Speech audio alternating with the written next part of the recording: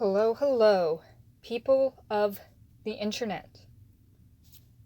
Whether it's in our phones or in our homes, we have become used to AI being a part of our lives with things such as Siri and the Amazon Alexa. AI is useful. It can give you quick answers to questions, Google things faster than you can, and look things up while you might not be able to type, such as if you're driving, walking, busy, etc. There has, of course, also been plenty of fear-mongering about AI, and some of it has proven to be true, with listening used to collect consumer data and various controversies surrounding it. But today's video is about how AI is affecting the anime industry. AI is bound to affect everything around us, and we're seeing that best now with the way AI is going to honor the work of Osamu Tezuka. He's often called the god of manga because of being well known for being the creator of Astro Boy. He also made plenty of other classics, such as Jungle Emperor / Kimba, White Lion, Phoenix, and Blackjack, but if you know him for nothing else, you know him for Astro Boy, as it is the manga and later anime that really kicked off a whole new renaissance for the field. So Japanese tech firm Kioxia, and I probably butchered that, my apologies, but they are helping create a new Osamu Tezuka manga. Kioxia might be the correct pronunciation.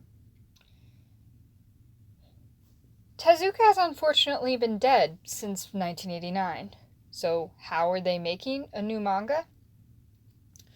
The company's name comes from the Japanese word for kyokyu, or memory. Originally, it was actually called Toshiba Memory and was specifically about data. But now it's not just about data, it's about AI. In using AI, they're hoping to determine the key elements of Tezuka's artistic style and then draw an answer to the question, if Osamu Tezuka were alive today, what kind of manga would he draw?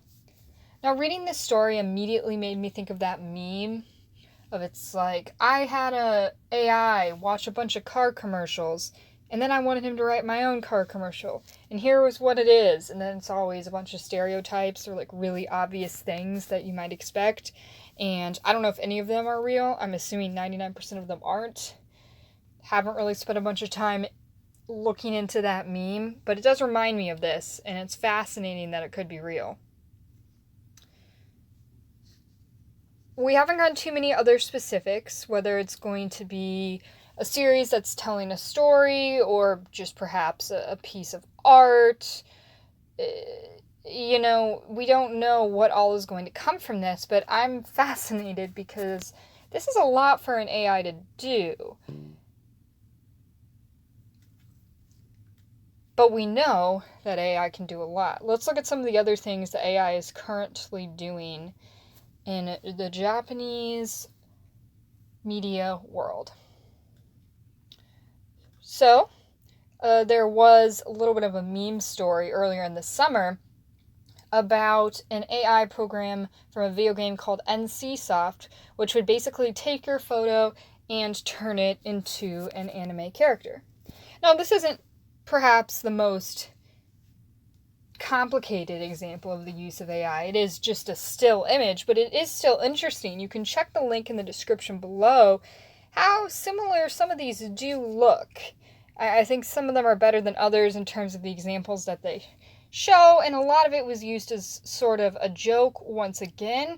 But I mean, this was made by people who worked on Guild Wars 2, or at least the company was. I don't know for sure that they actually worked on it. But the point is, this is like a major developer. This isn't everyday technology that they just threw out there. And if they can do this, what stops them from being able to make into videos? Like, is that the next step, that they could take video footage and turn it into animated footage with an AI?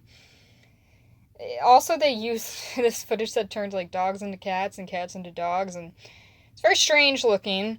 Those example pictures are also in the article, but It's still interesting to see what even on the most basic level AI is capable of. We've also got the story in recent news about Steins Gate Zero specifically. If you haven't seen Steins Gate Zero, they have an AI program in it, which is the memories and thought process of Kurisu's memories. Kurisu being a main character that is not present in this iteration of the series. It's a factor that goes through the show, and it sort of, plays on the ideas of how attached Okabe, the main character, is to this AI. But it was just fiction, right? No. So the official Twitter for the company that makes the series of visual novels that the anime is based off said that the project is becoming real. And not just real, they're starting to recruit testers to collect data and to help create this AI. So I'm super curious to see what happens with that, because that is an example of an AI that would definitely be moving in video form, although it's not, obviously an actual series. Still very curious to see what happens there. In terms of actual show creation, we've got this AI-assisted in-between animation. This is created by Yuichi Yagi, and it uses artificial intelligence to automatically create in-between frames. In the link below, you can see the article and a video which compares the in-between frames created by the AI to a regular person, and it is very surprising. Specifically, there's a lot of focus on this article put on smoothness and fluidity, and it's not perfect, but you can see a lot of possibility here. So the question becomes, are artists freaked out about this? And there was an article in The Verge earlier this year that explored this idea. Celsius, who was interviewed in the article, says they're optimistic that the tools providing are in artists' best interests rather than technologies meant to replace them. We think that AI features are just one type of feature within a digital tool, a Clip Studio spokesperson said. Our hope is that creators can easily use these tools in the way that's best for them. Meija, who works at Adobe, thinks that it will leave room for more and better work. There may be something that used to be manually done that can be automated, but it will be more than offset by the increased demand in terms of quantity and quality. So now that I've given an overview of sort of the conversations that are happening around AI and anime, I want to, of course, chime in with my own opinion. I think we have to be careful.